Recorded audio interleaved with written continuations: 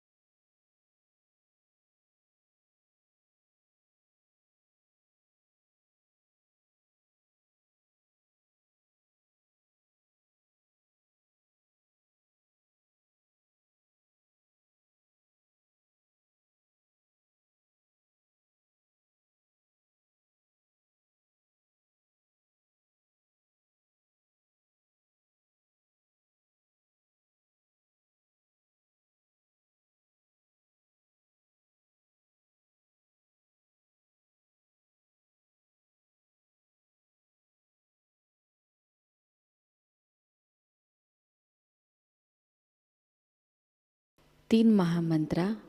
श्री गणेश मंत्र।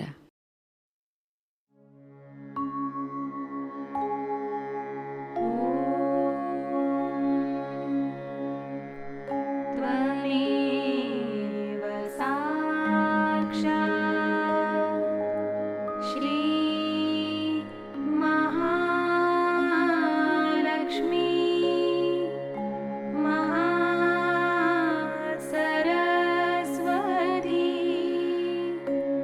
माता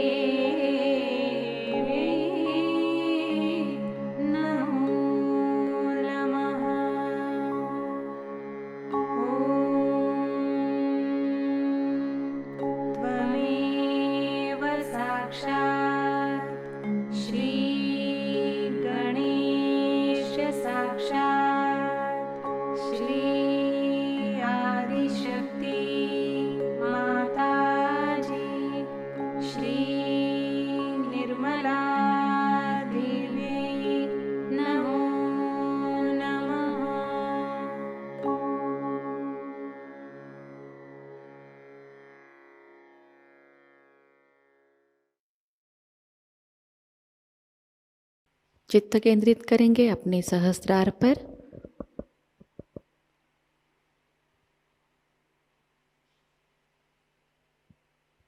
परम पूज्य श्री माताजी कृपावंत होकर हमें निर्विचार अवस्था प्रदान कीजिए। श्री माताजी कृपावंत होकर हमें निर्विचार अवस्था में स्थिर कीजिए।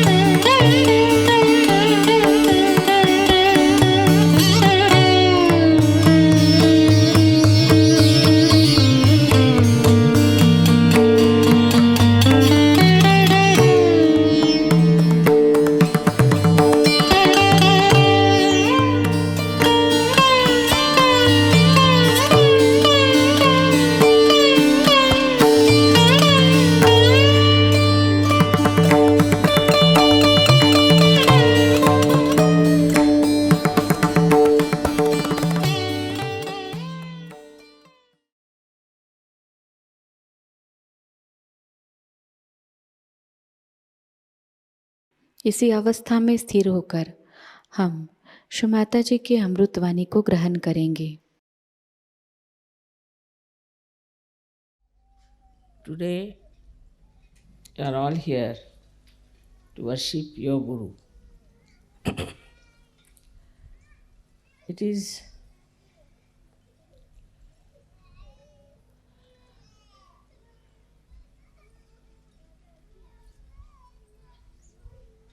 a common practice, especially in India, that you must worship your Guru. And the Guru has to fully be in control of his disciples.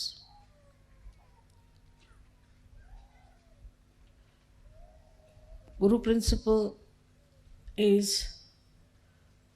extremely strict, and the strictness made many people could not conform to the ideals of a disciple. In those days, the Guru had to be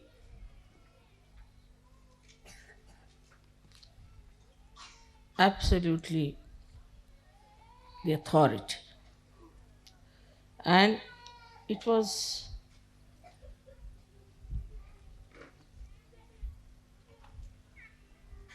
the Guru who would decide which disciples he'll have. And one had to go into great tapasya, to great penances, to even become a disciple. And this hardship was the only way the Guru used to judge. Gurus would always live in jungles, and they would select their disciples, very few, very, very few. And they had to go and beg food from the neighboring villages and cook food for their Guru with their own hands and feed the Guru.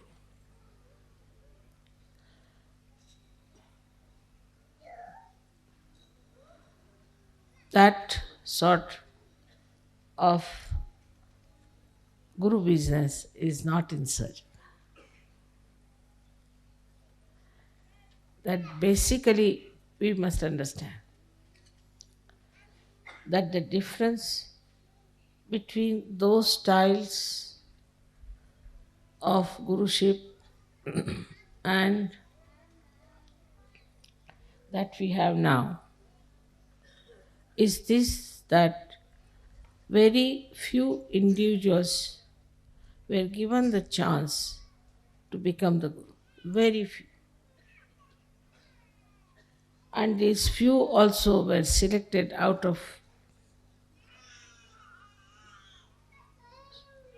quite a lot of people, and they felt that there was something really special, that they are being selected, chosen, and that whatever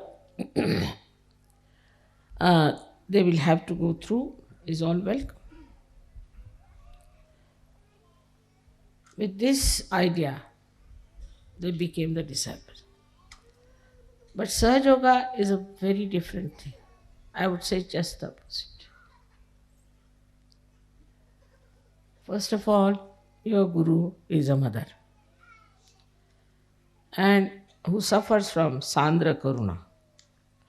At the slightest things that happen to you, my eyes get filled with tears. So, as a mother, to be a Guru is a very difficult thing. But at the same time, for you to achieve heights is also difficult. Because you get lost when I love you so much, and in that love, you forget sometimes that the progress in your being is very slow. It is important that in Sahajayoga you have to be strict with yourself. That's why I said that you have to be your own Guru, which people do not understand what it means. You have to be your own Guru means you have to guide yourself You have to treat yourself as your disciple. And you have to trim yourself. If you do not understand the responsibility as Sahajayogi of working it out yourself, everything, you cannot move very fast because it is a different type of relationship between the Guru and the disciples.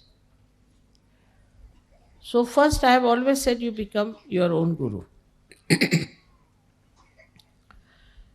So, you have to make a lot of introspection and fix your ideals. Before you, I am sitting.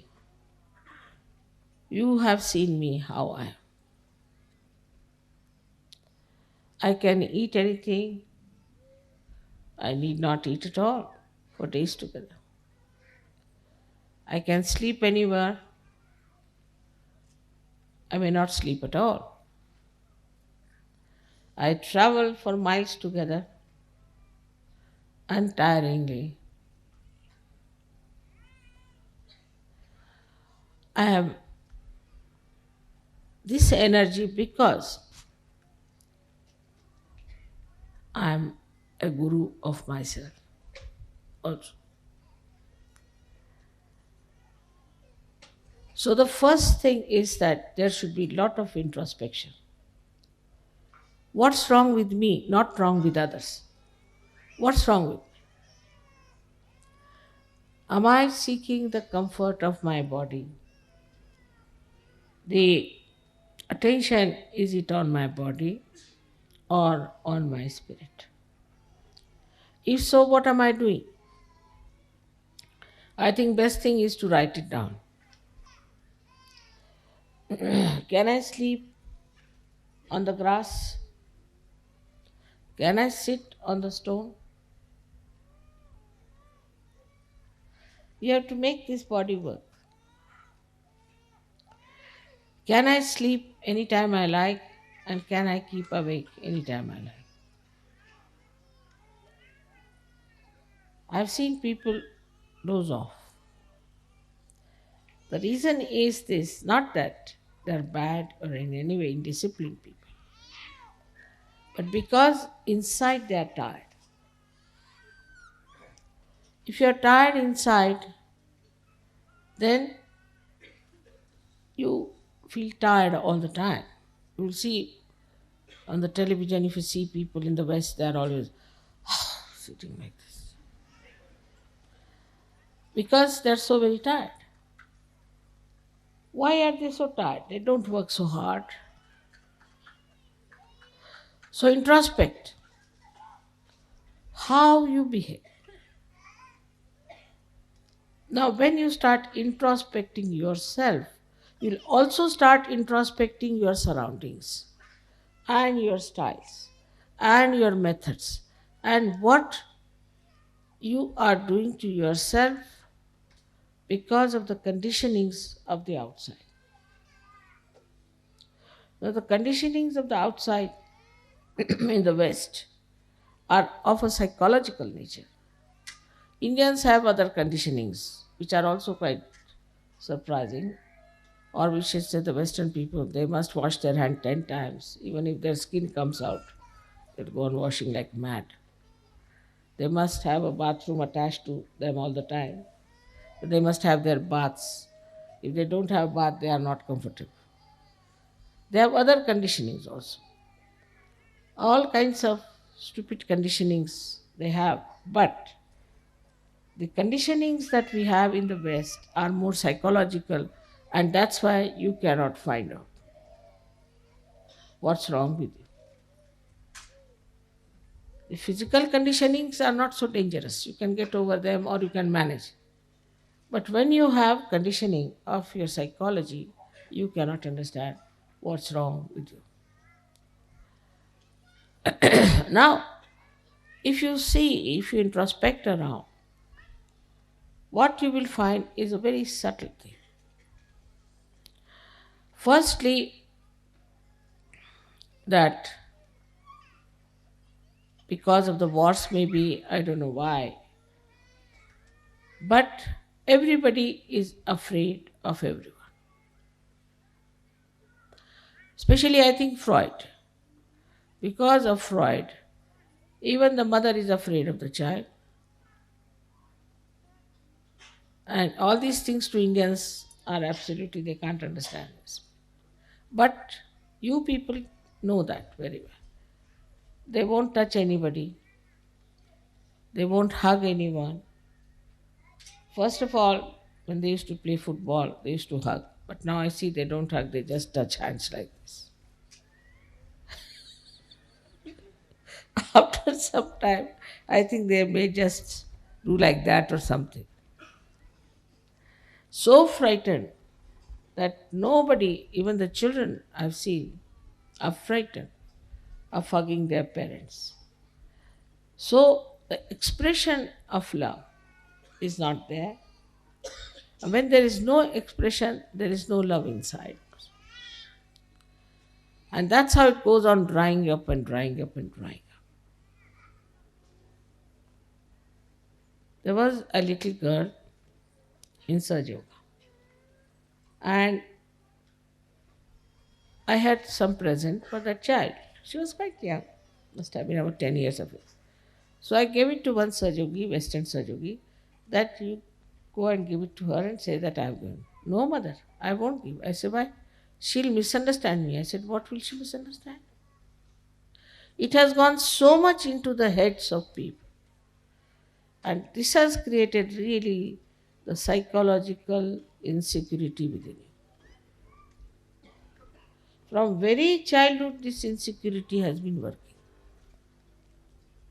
And that's why you are frightened of each other. Even of your parents, of your brothers, your sisters. Psychologically, you are suffering. And when first I came to England, they used to say it is the insecurity. I said, what insecurity? The whole world is afraid of the Western world.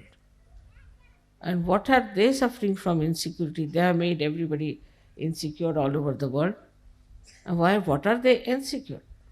They are insecure within themselves, in their own society, in their own family, in their own groups. They are so much frightened of each other. So the first thing, you should be fearless. You are a Sahajayogi, you are no more immoral. Cannot be immoral.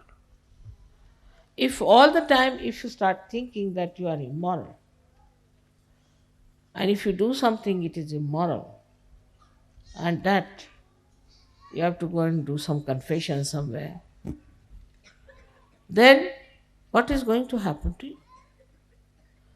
What sort of a personality you will have?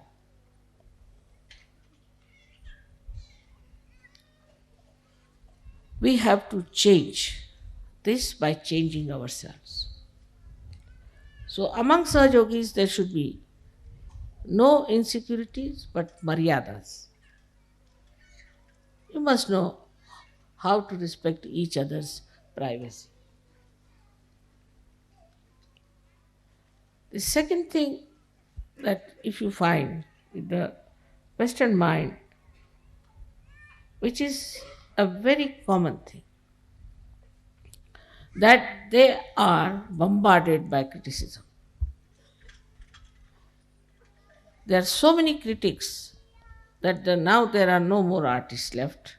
Only critics are criticizing critics. All artists are finished. They are all the time criticized. Somebody will come in. There's an education on criticism. They may not know how to play any instrument. They may not know how to sing. But they can criticize. All right. So all the time in your mind is a way that you always feel that somebody will criticize if you do this. All the time the fear is there that somebody will criticize. So, should I say or not? As Sahajogis, you shouldn't worry about these stupid people because they're blind. And if they want to criticize, you let them criticize. What does it matter? Makes no difference. But this you have to build up within yourself. Now the third is even worse, which I don't know if you have noticed or not. I don't know how it has gone into the heads of the Western minds that you must always see to the other side of the bank, even if you are standing on this side, to be fair. And never to say something that you are sure of. Like you ask anyone, how are you? He'll say, always. Nobody will say, I'm perfectly all right. Nothing wrong with me. What's wrong? Perfectly all right. Thank you very much. But it is never. They're not sure of themselves all the time. It's shaky. And this shaking inside gives you a personality which can never progress. Progress comes when you put your step forward, you put your foot firmly on that point, and then put the second step forward, like as you climb on a mountain. But in the first place, only if you are still thinking that it's halfway through, then how can you go further? You'll only move on two steps, this or that or this or that. This is another very big psychological detergent, I should call it, or detrimental thing for your progress. Now the third thing you have learnt, which is also third or fourth maybe, that you must argue out yourself. Like you have a problem. You'll come and tell me, Mother, this problem I have got. This is very common with everyone. I have this problem. I'll say, all right, this is the solution. Then you will come out, no, but in this will happen. Then you tell another solution.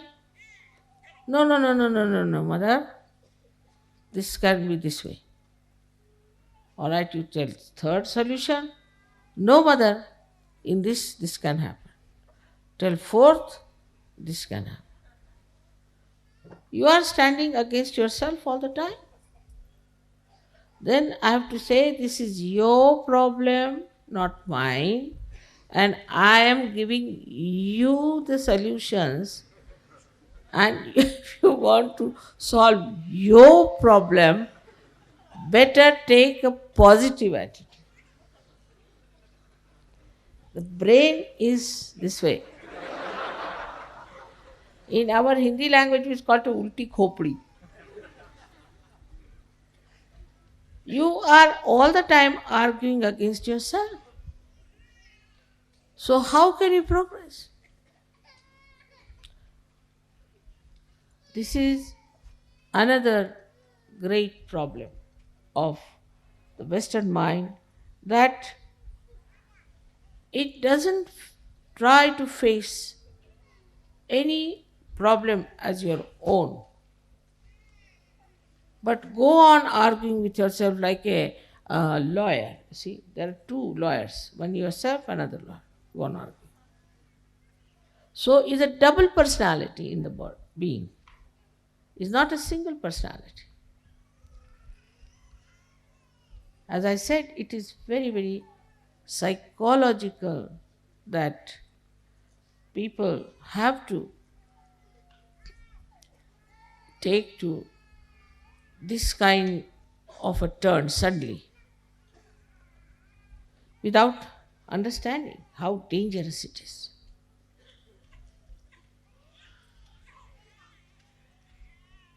With the enlightenment of your brain, they should disappear. On the contrary, in Sahaja Yoga, it's very dangerous because you say something, you are a Sahaja Yogi, you are connected with the all pervading power. Whatever you say gets connected and it acts. It's very dangerous for you people not to realize that you are realized souls and not to assume your own powers. Like, see, I have to say something secretly, then I must put my hand here and then say it because it is connected to the mains. But supposing I keep it open like this and say something, it goes to everyone. In the same way, whatever the Sahaja Yogis say or desire or want, there are just people sitting there, see here and here, you have put them there. They are listening to you all the time. They are so anxious to do your work. All right, you say so, done. So, whatever you think, or whatever you desire, or whatever you say, you have to be extremely careful.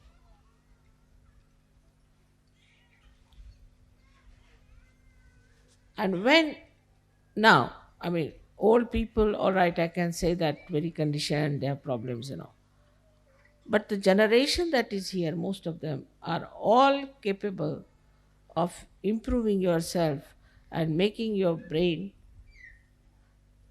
straight by bringing it backwards to the forward.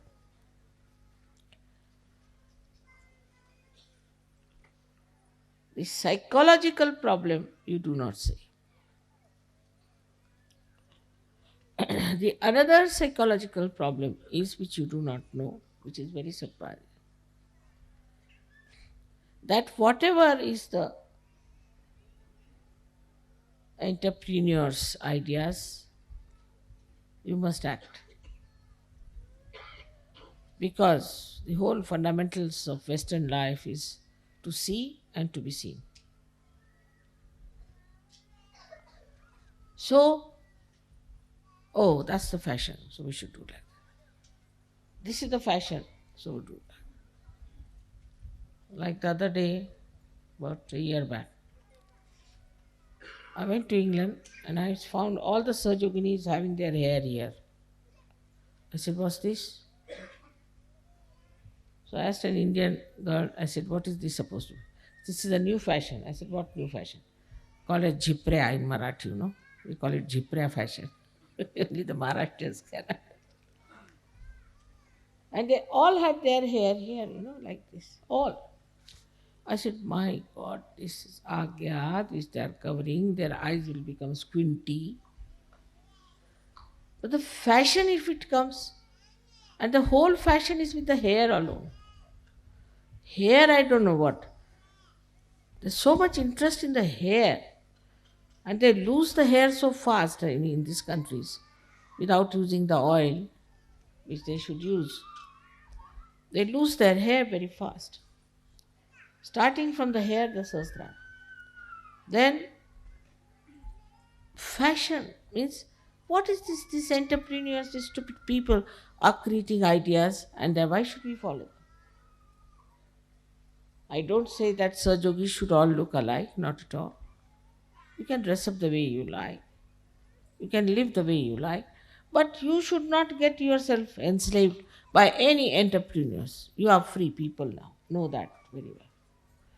Know that you are absolutely free, and your freedom is absolutely in the light of your enlightenment. You can never do wrong. But first of all, have that confidence within yourself that whatever you have to do, you are not going to enslave yourself to entrepreneurs, what people have to say, how you will look, how you will appear before. This is a very important point, that half of the time we are laboring just to look like many others. It's very surprising how these entrepreneurs have befooled the Western people. In India, it won't work. Won't work, especially the Indian women. This in between came a mini sari. Came up to Bombay for about 4 or 5 days, I think disappeared. No Indian woman would wear a mini sari, finished. Nothing doing. Any sort of fashion now comes in India, doesn't stay. Because whatever clothes we have now in India is traditionally has been there, has been tested and uh, error and trial and error and trial, and we know now this is the best, now stop it. At certain age, you stop. This is the style that suits us the best. But anything goes on, the styles go on changing. And this is what you have to be very careful to see, that you do not take to stupid things which are being created by entrepreneurs, but to sensible things which are required for. So one of the enslavement I feel is that you have to play into the hands of entrepreneurs. But a slavery is very deep and is so psychological. In so many ways, it is extremely hidden and so subtle that you cannot make it out. So, in the introspection, you find out what's gone wrong with you, how you are made this way, what's wrong in my own personality. It has come from all the surroundings and the way people have been putting ideas into my head. You should have your own ideas. You shouldn't worry what Plato said and what Socrates said and what this thing said. What do you think? After all, you are enlightened people. But then there is another psychological thing which is even the worst. And that, mother, if we are very sure, then we are putting up our ego. They are so much afraid of their ego that as if after some time they'll take off. The ego will bloat so much that will take off. This is another fear people have. That if you assert, all right, this is what I want, this is the right thing to do, then I'll get off. So I don't want to say such a thing. I have an ego.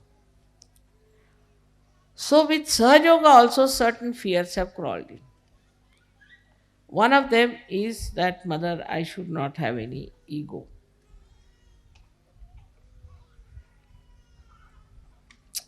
Now, what is the problem of ego? That also surprising despite all fear and everything. As a reaction to it, people have developed a kind of a protesting character.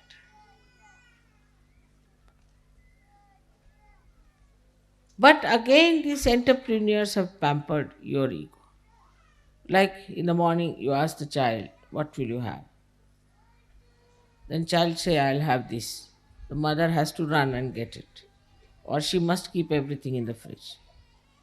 In India, that's not the case. Whatever is cooked in the house, you better have. If there is no salt, all right, without salt, come along. Otherwise, don't eat, doesn't matter. In any case, you will eat. So, when the disciplining comes within yourself and you understand this, then you do not say, I desire only this, I desire only this. What you desire, you tell yourself. All right, you will not have it for 1 month. Let's see.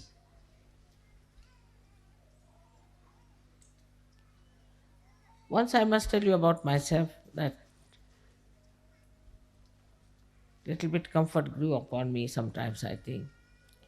So we had a transfer, and my family was not with me at that time. We had only one small little bed where my husband slept, and I slept just on the bare cement in the. And next day I started getting the pain in the body. I said, all right. I slept on the cement for 1 month. On the cement you get pain, all right, sleep now. 1 month I said, I'm going to sleep on the cement. Then cement lost its power on me. Then might be the cement might be feeling the pain. So that's what you have to do, is to master your mind. Now the problem only will come, what is the discretion? This ego will come up, mother.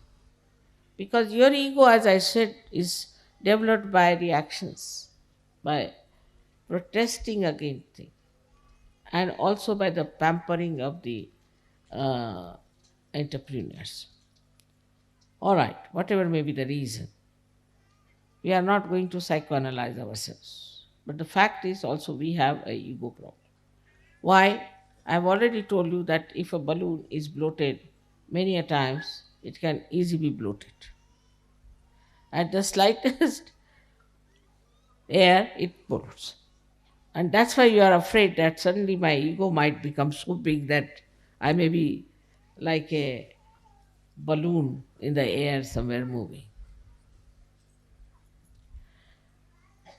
But how to get rid of this is to know that you are an enlightened soul. Respect yourself. Once you start respecting yourself, you will not fall into any traps of ego. Very simple.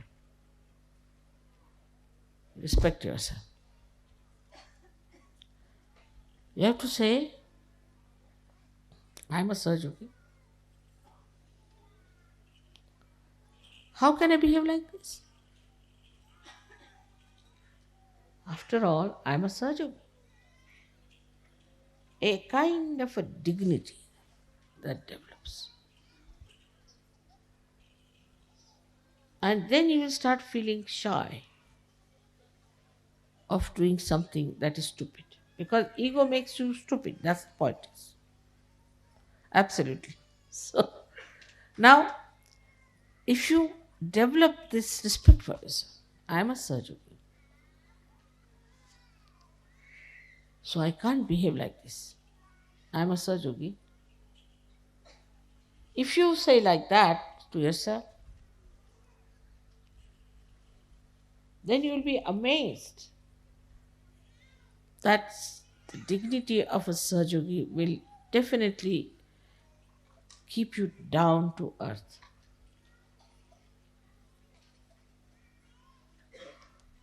You will not get into the trap of your ego. So one side is the conditioning, another side is this ego. Simple thing is ego.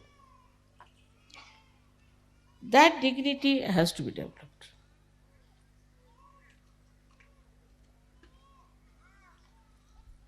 You'll be surprised, among animals there are maryadas. Like a tiger won't behave like a snake, and snake won't behave like a tiger. So we are now Sahajogis. We are tigers among human beings. We are lions among human beings, the highest. We are the highest human beings. It's not necessary to have 10 what you call medals on your body to show that you are something great. But you are Sahajogis, you're Mahayogis. So develop that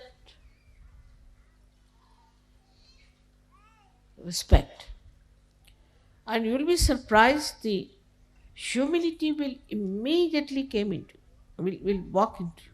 Humility.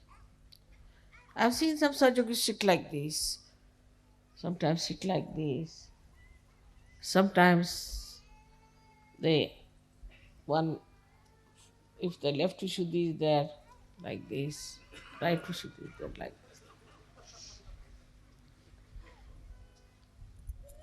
But then you see yourself like a bridegroom has to dress up, and he remembers, I am the bridegroom. I cannot behave like other younger boys who will be there. I have to have my own personality. I am the bridegroom. I am going for my wedding. I cannot behave like all my other friends are there. You have to behave in a particular manner. So assume this. Still, we do not know that we are Sahajogis.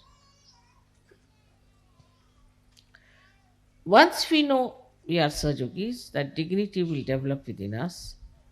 And with that dignity, you'll be amazed. You will also see what is wrong in your own country, what is indignified. Now, with whatever has happened in France, you can find out what's wrong with French laws. But French are more interested in drinking and eating and other things. So they never paid attention. Oh, let it be. What do you care for laws? Let it be as it is. Doesn't matter. Who should bother about these things? It's nothing important. After all, if you can get something to drink, you go to any French village at seven time, you cannot meet anyone, even a drunkard. They are sitting inside and drinking. I mean, that's the main religion, main pastime. Next day with the hangover they come, so they see everything the other way down. Like this fellow, these journalists who went to India, they saw an iron gate and they thought this was the iron curtain of Hitler. Everything expanded, so big, crooked, because hangover. So the whole life in the West like a hangover. Either they see things too big or too small. They don't see things as they are. Now most of these things are written, which you will read, the psychology and all those things and the books. Mostly they are drunkards. If you see their lives, they have been drunkards. So whatever they have written, why should we take them so seriously? Except for very few who were realized soul, most of them were drunkards. Like those who wrote about Greek tragedies, must have been really drunkard people. They must be taking lot of things inside and they must be writing something like that. Because most of the drunkards, when they write, they say that why should I live? I must die. And like that, we too have in India many people who have written ghazals who always say that why should we live? We should die. So there's one poet who has said, now you're talking of die, why don't you die once for all? So you will realize that what you will write, what you will say, is higher than all these people. But Sahaja has worked so smoothly in you that you do not know what you are.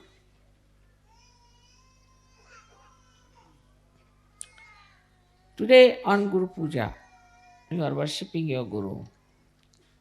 At the same time, I bow to your Guru within yourself.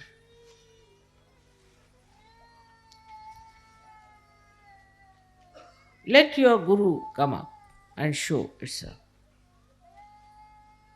Especially the kind of a guru you have.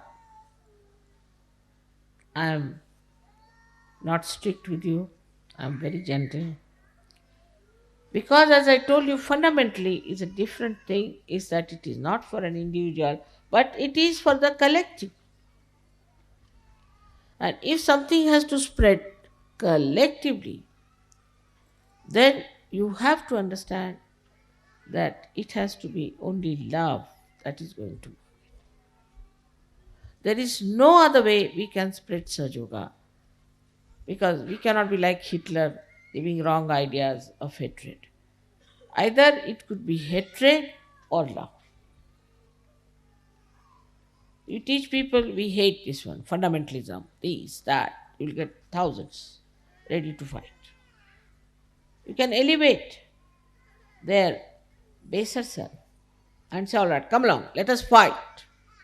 Racialism, this, that, anything, even nationalism. All right, there are people.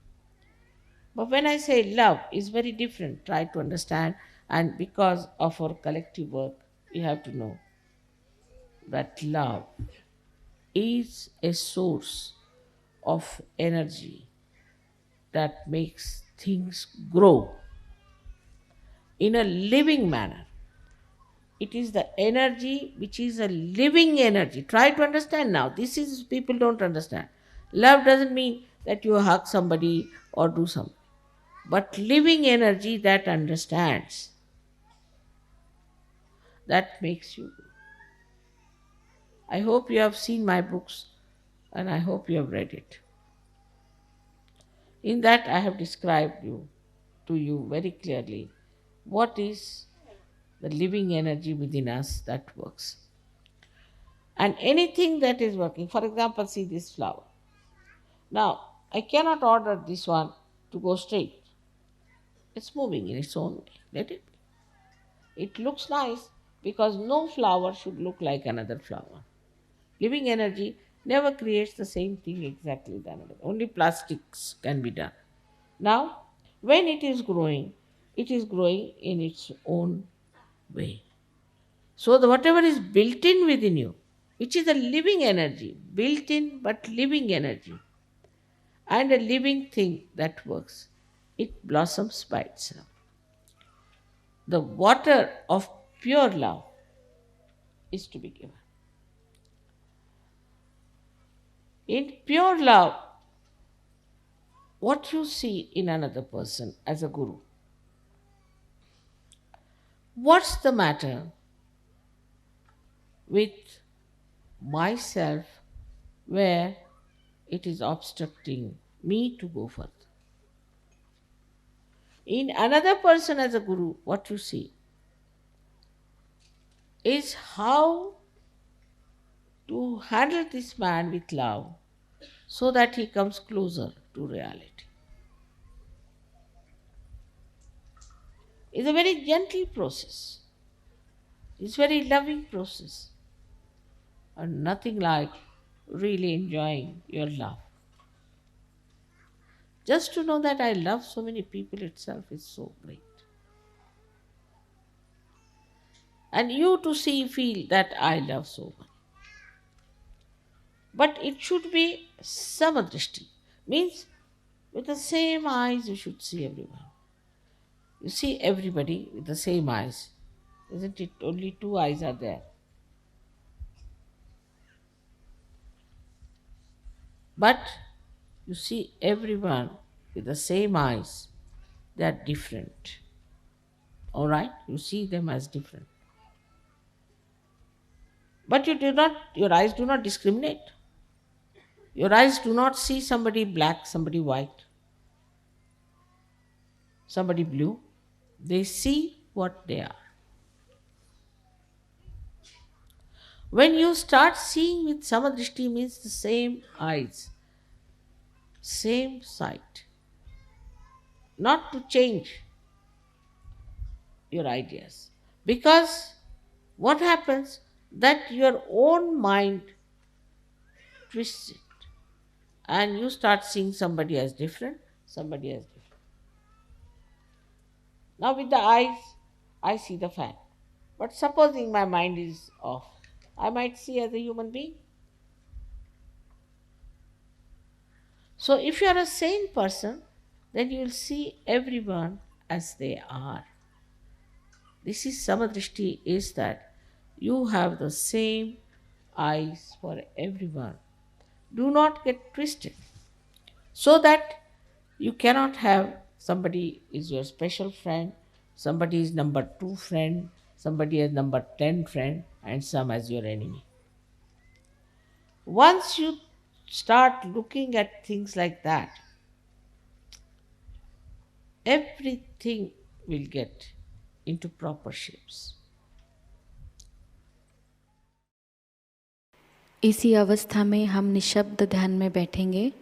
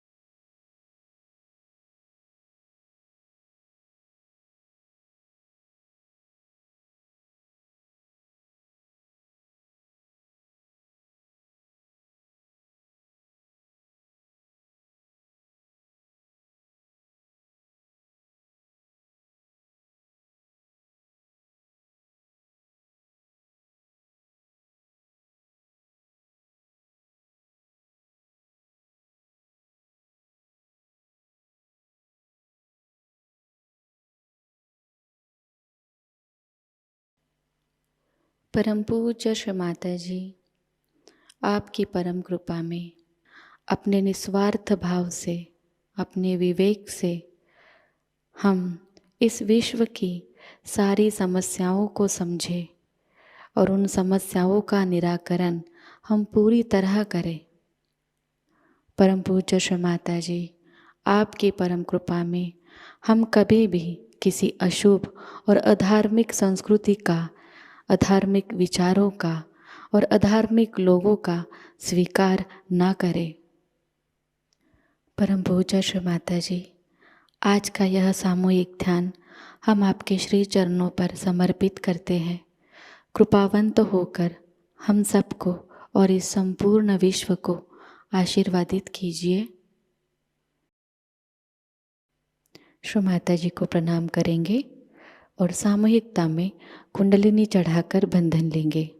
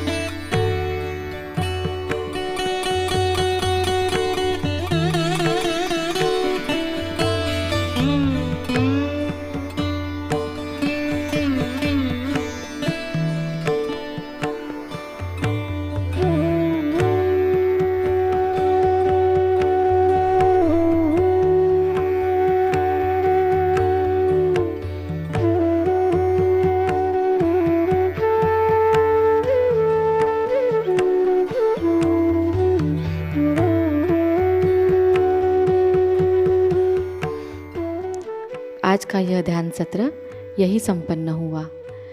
जय श्री माता जी।